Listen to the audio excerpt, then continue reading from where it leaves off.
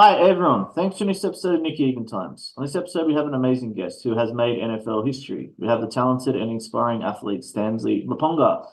Stansly made history as the first ever Zimbabwean player to play and make it in the NFL, marking a significant milestone in both his professional sporting career and his country of birth sports history. Initially drafted by the Atlanta Falcons, Stansly paved the way for future Zimbabwean athletes to pursue their dreams and aspirations on the international stage. Not only did Maponga excel in the NFL, but Stansly also ventured into the CFL and XFL, further solidifying Stanley's remarkable impact in professional football. Stanley's journey showcases resilience and determination, spanning over a decade of dedication, determination, and commitment playing across multiple different leagues. Beyond Stanley's athletic achievements, Stanley is known for his commitment to his family and his positive outlook in life, choosing to find the good in every situation. Stansly's legacy extends beyond the field, inspiring others to pursue their passions with courage and optimism. Welcome to Inspiring Stansly, and thanks for coming on the podcast. Oh, man, appreciate you, man. Appreciate you for having me on here, man. You're welcome, my friend. How's it all been going over there? Oh, man, it's been going wonderful, man. It's just, a lot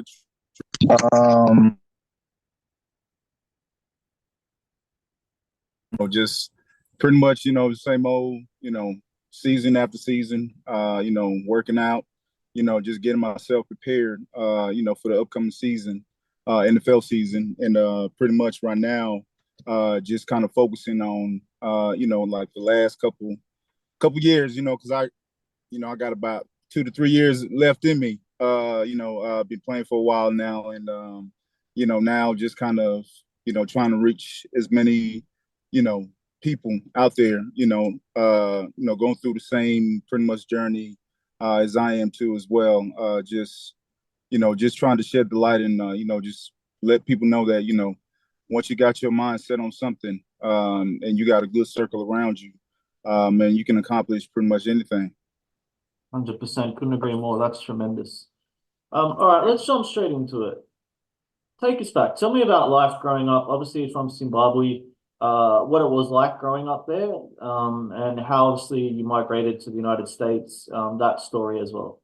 All right. Well, man, it happened pretty much. I still remember like it was yesterday. Pretty much when I was in Zimbabwe. Kind of grown up in a single parent home.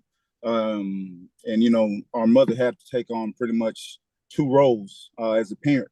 Kind of raising three boys, me and my siblings. And, it kind of pretty much kind of puts, a little bit more responsibility on the oldest, which was me. And pretty much, from a young age, having to grow up a lot quicker because of, just kind of watching, your other siblings and, just kind of dealing with, everything that's been going on around, my mom, just kind of working her butt off, you know what I'm saying, for, to have us, her kids, just to have a better life, a better opportunity. And, the first thing, my mom was pretty much, because she was in the military in Zimbabwe. So pretty much she was just trying to decide on, if she should stay in Zimbabwe or if she should, kind of venture off, to London, pretty much that, because that was the first choice, London, because I'm a big fan of soccer. So, and, kind of growing up, Zimbabwe, it's just soccer and cricket, right? And then rugby, of course. But my mom was about, just wanting a better situation to where our options are open, on whatever we want to do in life. And pretty much she went to England. To London, yeah, England. She went to England first. And pretty much for some reason, she decided that now, I want you guys to, we're going to move to the United States. And how everything was going to happen was pretty much, she would have to leave us and let our cousins, our relatives, kind of take care of us while she is working so that, we'll be able to follow her to the United States. And pretty much it took her about 2 years, 2 years just to get everything kind of set up. And in those 2 years, for me, just kind of taking care of my little brothers, um, you know, we grew a bond to where, no matter the situation, no matter what's going on, we always stick together and we always stay together, no matter the situation. And, and because of those, certain circumstances that we was put in, we knew that the circumstance that we are in is a good circumstance, because of, the opportunities that, my mom is creating for us to be able to have a horizon of opportunities and also choices on what we want to, venture off into career wise. And, we kind of bonded together and, ended up moving here. It was 2000 and 2002, if I'm not mistaken. And that's how long ago it's been, and, we moved here to Texas. So, it was pretty much a long journey, but at the same time, it was a perfected situation to where, everything worked out, accordingly, how, my mom planned it out, and also how we kind of pretty much just stuck together. And when we got here, opportunities was open. Incredible. Thank you for sharing that. It's remarkable, your journey. What does Zimbabwe and I guess the Zimbabwean people mean to you? They mean everything, man. Just coming here, because this is culture change, and pretty much just kind of seeing, what advantages, other countries have, that also Zimbabwe could also use as well. And like I said, for me, I tell, my teammates and, friends and family that, man, if we are able to, just kind of present opportunities for other people, you know what I'm saying, to just kind of see the opportunities that are presented. It could be life changing for, anybody. And the first step obviously is to, just have that type of mindset that,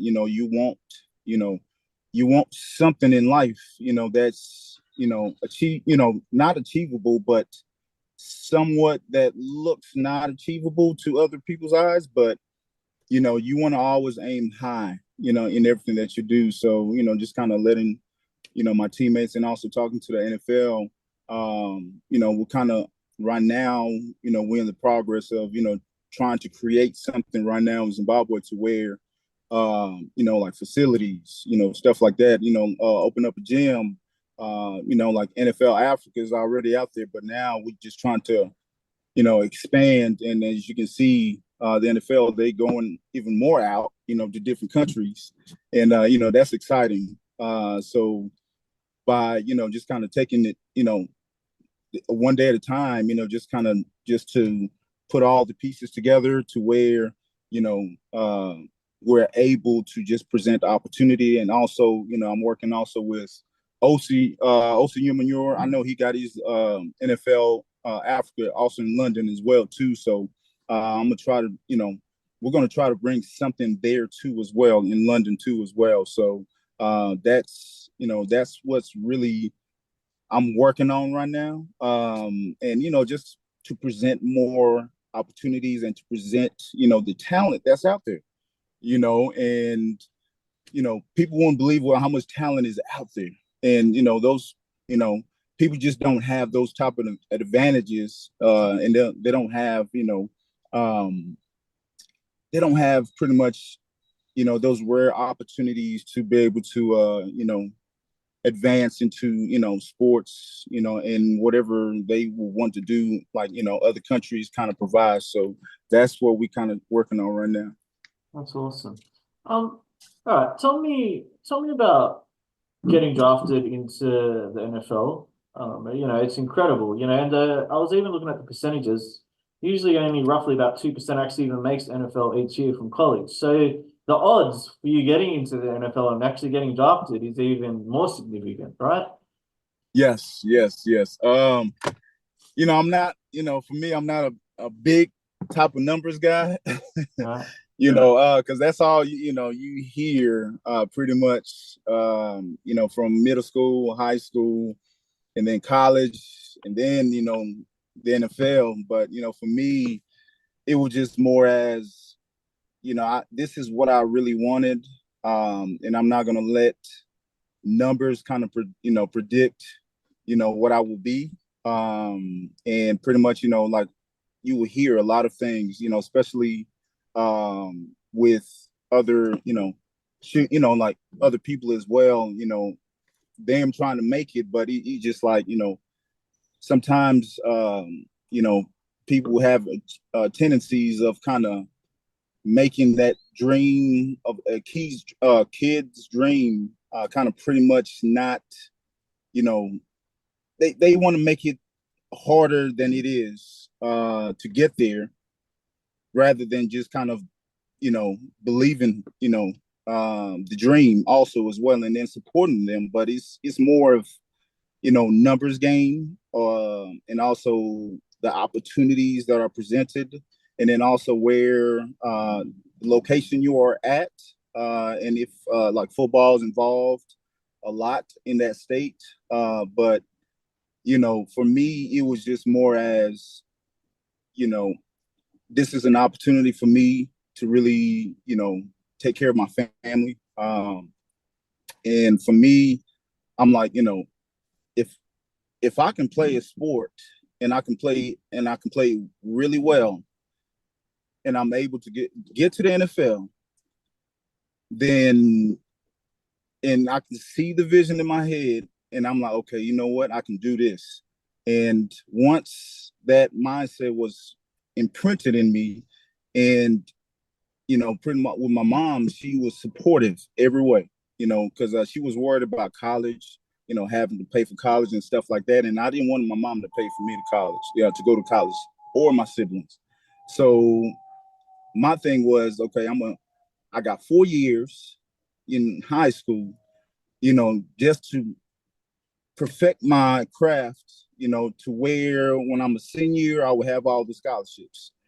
And pretty much it took me about a good year to kind of pretty much, get the body, the body that the muscle, build up the muscle, endurance, all of that, good stuff. And man, I really took off pretty much my sophomore year, my second year in high school. And pretty much that's where I kind of, took off the roof, and, started getting offers from, I remember my first offer was from Boise State in Idaho. And after when I received that offer, I went to my mom, and, I pretty much told her, I said, hey mom, I got I got my first scholarship. And, my mom, she's been working hard, and she had just came back to the house. So she was tired, obviously. And, and she didn't want me to, kind of joke with her. But I'm like, mom, I'm serious. I got a scholarship. You ain't got to worry about, having to pay. And, this is going to change everything. Right. And she still didn't believe it. So pretty much, I started crying to her, and I'm like, mom, just believe me. I got it. Like, yo, I got it. Please understand, you can call my coach, whatever.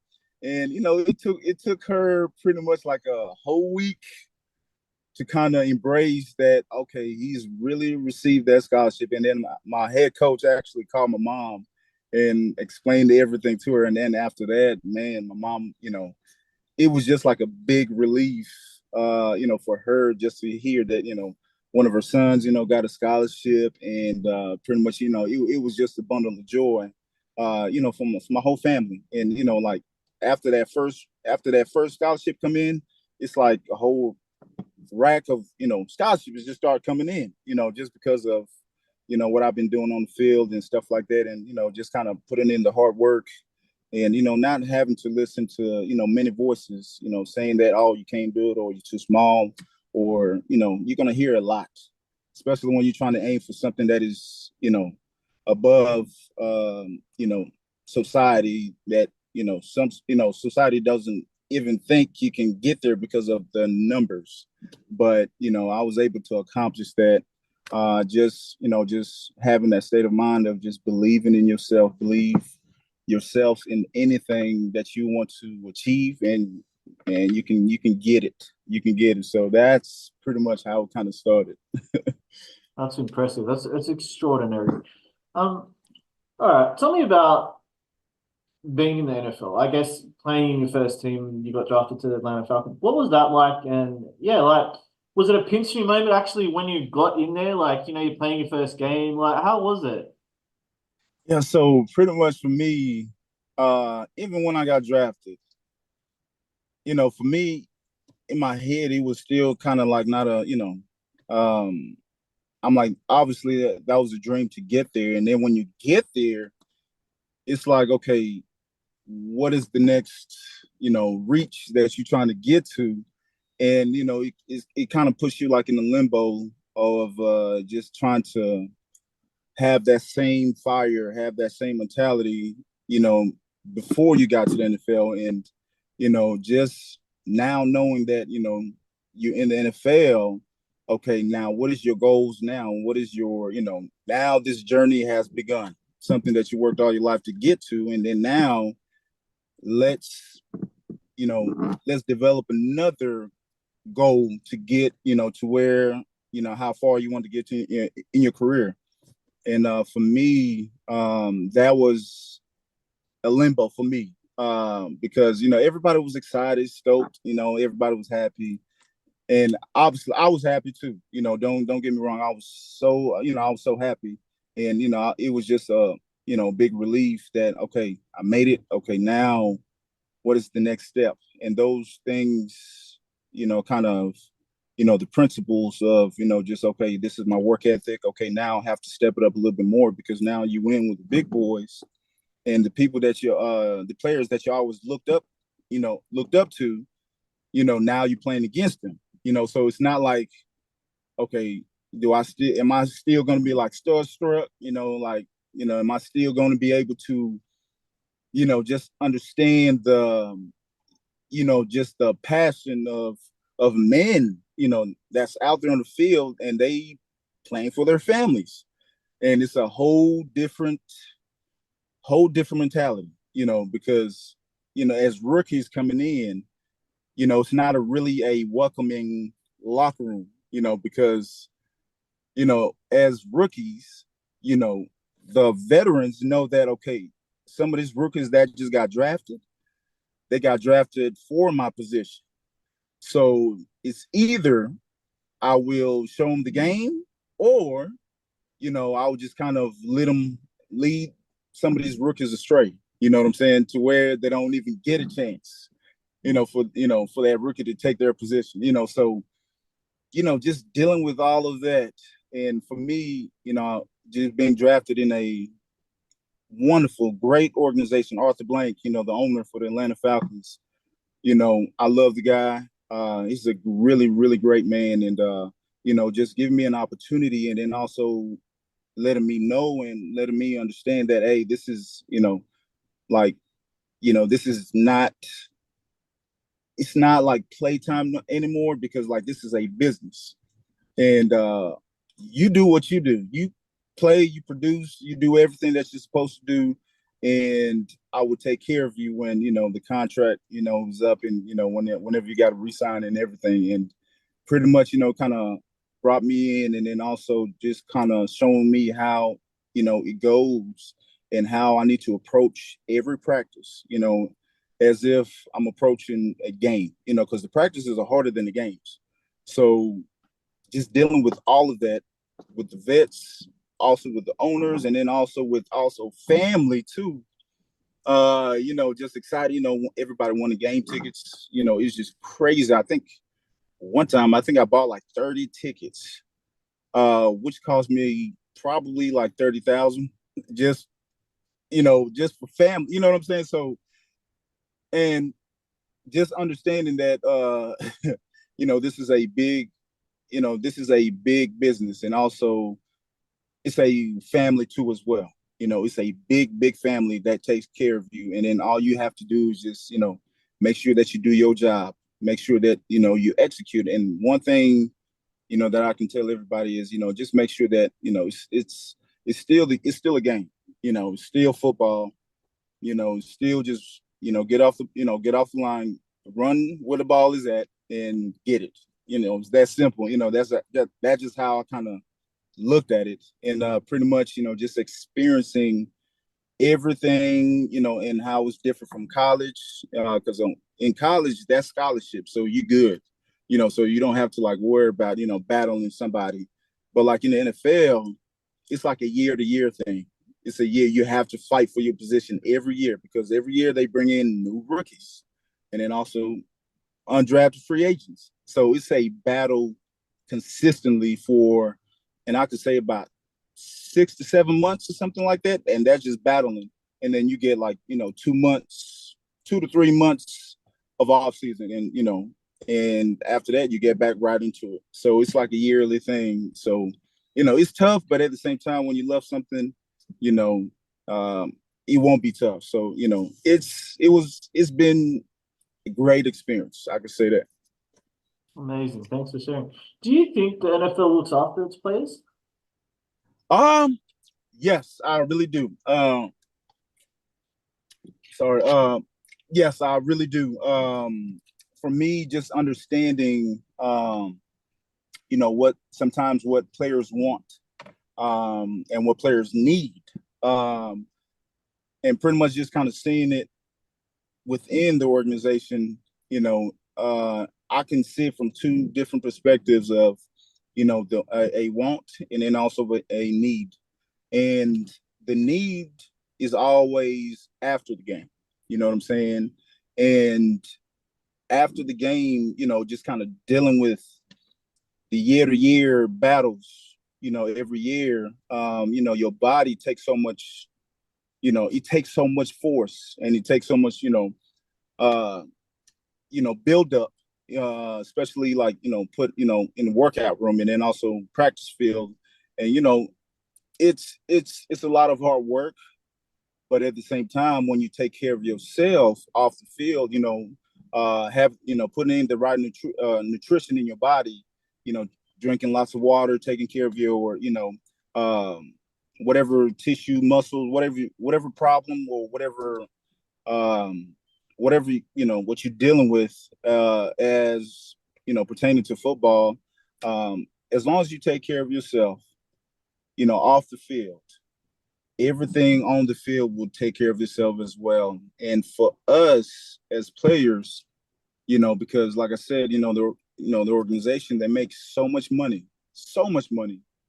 And for us players, all we are asking for are guaranteed contracts, right? And the guaranteed contracts are pretty much, because we know how much we bring to the game. And, the game cannot be there without the players, and the players cannot be there without the game. So it's like we need one another. It's like 50-50.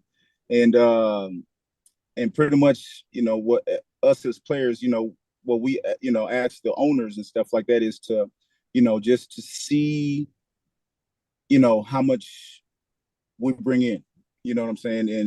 And to see, because it's not only like the game checks, but it's also like, jersey sales, and it's also for like the promotions, stuff like that. That stuff kind of, that brings in a lot of money. And once people see the face behind the mask, it kind of, attracts people, to that game. And when you attract more people, that means that's more money for the league. So it's just like, can we just be at least fair, and understand that, 50-50, that's all we're asking. And then also like for retired players, like medical, that is a need, pretty much. Because like I said, every year is going to be different. Every year a player is going to have a different ache in the body. You know what I'm saying? Like something that's been, probably was not bothering you at that time, but something that, you've injured in the game that kind of, that kind of can connect to the new injury that you have now, revealed to them. And all we ask is just for the NFL to just take care of us too as well after the game, and then also, but it's also up to the players too, because as a young player, you're not looking at it as you just excited, but you're not looking at it as like a longevity wise. We just worried about now as young players, but the older you get, and once you get to like 10, 11 years, it's like years just went by just like that. So that's why I'm like, the NFL does treat the players good, but at the same time, us as players, we also have to hold ourselves accountable, on making sure that we do the right thing with the money that we accumulate, and we just don't it's not like we rappers or something like that, like we just buy all this big diamond chains and stuff like that. That stuff is cool, but at the same time, like, is that really like creating like an inheritance? Like, are you really creating like wealth, not just for you, but also like two generations down? You know what I'm saying? And that's what you're going to be remembered of, like the legacy that you live behind for your children's children. You know what I'm saying? So for me personally, I really think that the NFL is fair. It's just players have to take advantages of the programs that they offer, and then also they do help too, when it comes to like financially too as well, and then also they help like with the business areas, and then they also help with anything that you might need help with, like camps, stuff like that. Foundations, they help with everything, but you just have to speak so that they can know. They can't just read your mind. You know what I'm saying? So, for me personally, yes, I think the NFL is fair. Wonderful. Thanks for sharing. That's great insights. Who's the best player you've ever played with or seen in your career? And there's so many great players. Okay, so first of all, Tom Brady, playing against him twice. Um, Heck of a guy, man. And also on my trip, like my pre-draft visit trip, when he was still playing for the Patriots. Man, he's down low, like he's a great person. And real humble. He doesn't hold himself like he's this. But he just comes to you real humble. He wants to learn. No matter how many years that he has had in the league, it's like he's still like every year was like still new to him, because he's always trying to learn something new, something that he can get an advantage when it comes to winning games. And as you can see, 7 Super Bowl rings, and heck of a career that he had. And the worth ethic, just really speaks for itself. And it's not just physical, but also mental as well. You have to be mentally strong just to be able to compete in this league, because of everything that comes with the league. So Tom Brady, that's one, and then also Marshawn Lynch, uh, him and Russell Wilson, um, Julio, my teammate, freaking nature, man.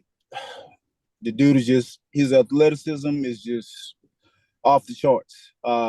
Pretty much you can have him do anything that is required of him, or if the coaches are, they'll ask him if he can do it, and it's like he could do anything. And and Steven Jackson,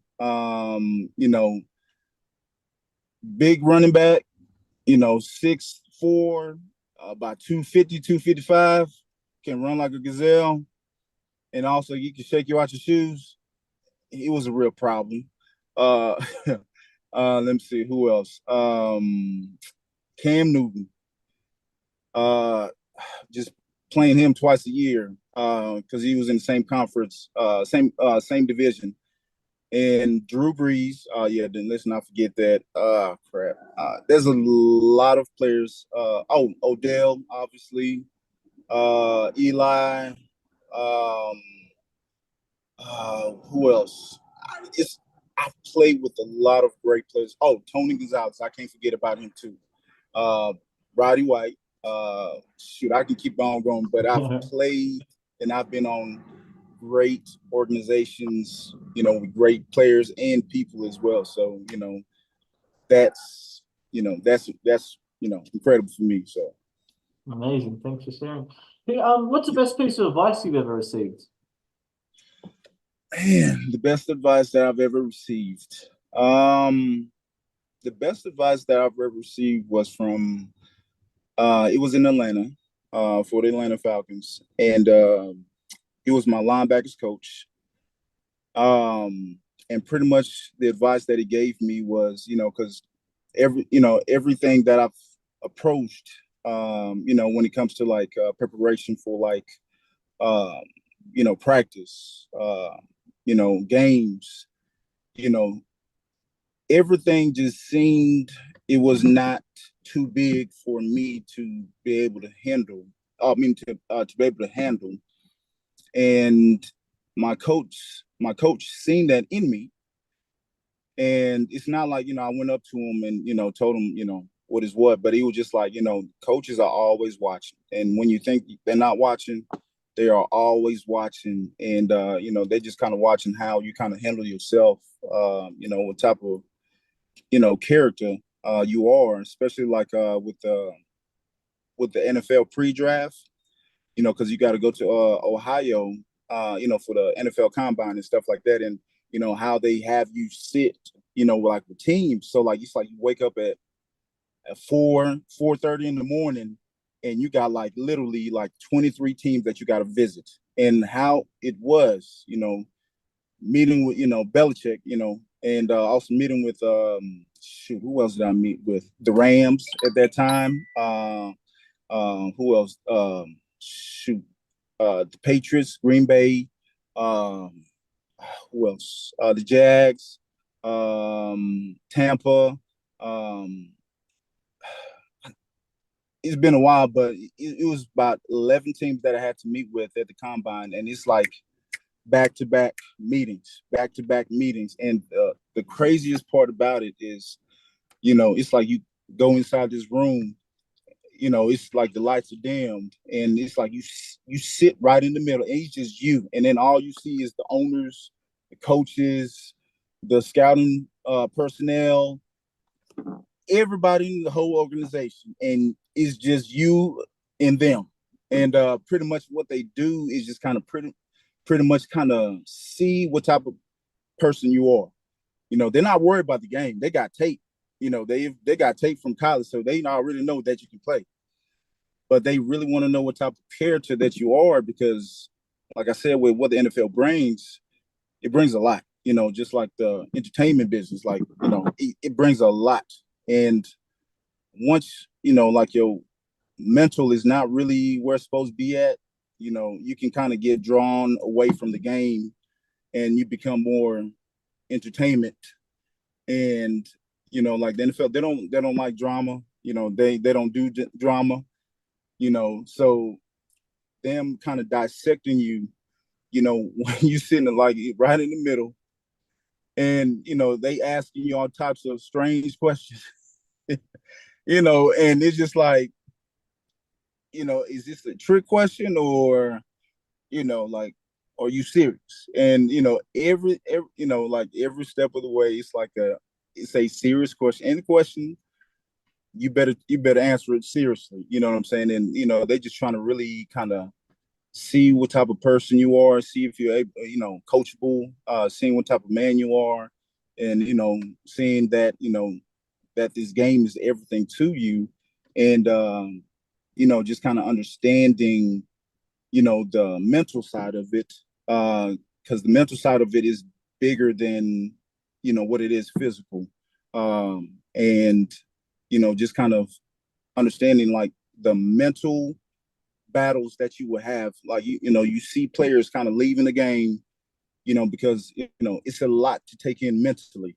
The strength is there, but it's just the mentalness. Once that mental, kind of gets interrupted and, you don't know how to kind of, get that self-confidence, because they try you to as well. They want to see how, what you can handle, from a coaching standpoint, how, from, okay, if you have a bad play, how are you going to react, the next play? And sometimes, like just in that coach's room, they try, like the head coach would tell the position coach, like, hey, you need to go try this player. See how he reacts, like stuff like that, like mental games. Like, and for me as a young player, not understanding that, but also having great people, around me. And then also, Tony Gonzalez also, kind of mentoring me at the same time, just like, hey, man, the coaches, they're there for you. They know what you can do. Don't worry about, if you get cussed out, if they, make sure that, if you do something wrong, don't let that kill your confidence. Remember that you are here. And because you are here, that's a good thing. And don't let mental games get you thrown off to where you're not able to compete, because that's how people get cut. And most of the people that get cut, it's all because of the mental game. It's not about a skill set. It's all mental. And most of the players that get cut, it's some type of mental, battle, or whatever the organization decided, that they're dealing with. And at the same time, it's also personal choice too for the coaches too, can they work with this guy? Stuff like that, and that's what's really a battle, from being a young player. And also, the older you get, the more you see and the more you realize. And then, from that standpoint, that's when you have to really kind of take everything in, understand what you have. And then from that point, as long as you take care of business in office, and then when you're out the office, you're still able to take care of business, and you're still able to show the public that, hey, you're doing this in the neighborhoods, you fundraising, stuff like that. That's what they really want to see, because they have people outside of the facility that follow you, and they see everything that you do. When you go to the club, they have birds. So, yeah. That's incredible. Thanks for sharing such an in-depth answer. It's great insights to understand that. Stansly, thanks for coming on the podcast. I do appreciate it. It's magnificent, everything you've done in your career, personally and professionally. And yeah, I wish you nothing but the best in the future. My man, thank you so much, brother.